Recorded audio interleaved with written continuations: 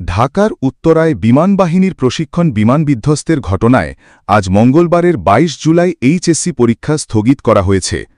তথ্য উপদেষ্টা মাহফুজ আলম বিষয়টি নিশ্চিত করেছেন। মঙ্গলবার মধ্যরাতে তার ভেরিফাইড ফেসবুক আইডি থেকে এ তথ্য জানানো হয়। মঙ্গলবার একদিনের রাষ্ট্রীয় শোক ঘোষণা করা হয়েছে। তবে চলমান এইচএসসি পরীক্ষা স্থগিত করা হবে কিনা তা নিয়ে সামাজিক যোগাযোগ মাধ্যমে লেখালেখি হচ্ছিল। ঢাকা শিক্ষা বোর্ড জানিয়েছে, পূর্ব নির্ধারিত সময়সূচি অনুযায়ী মঙ্গলবারের এইচএসসি পরীক্ষা যথারীতি অনুষ্ঠিত হবে। সোমবার রাতে মাধ্যমিক ও উচ্চ মাধ্যমিক শিক্ষা বোর্ড ঢাকার পরীক্ষা নিয়ন্ত্রক অধ্যাপক এস.এম. কামাল উদ্দিন হায়দার বলেন, এখন পর্যন্ত পরীক্ষা স্থগিত হওয়ার কোনো সিদ্ধান্ত নেওয়া হয়নি। যথাসময়ে পূর্বের রুটিন অনুযায়ী পরীক্ষা অনুষ্ঠিত হবে।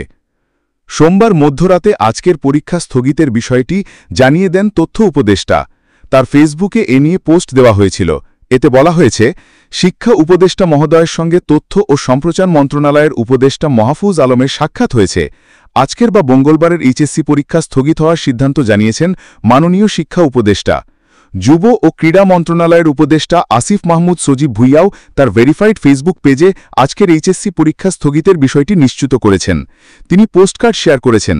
এতে লেখা রয়েছে, আজকের এইচএসসি পরীক্ষা স্থগিত করা হয়েছে।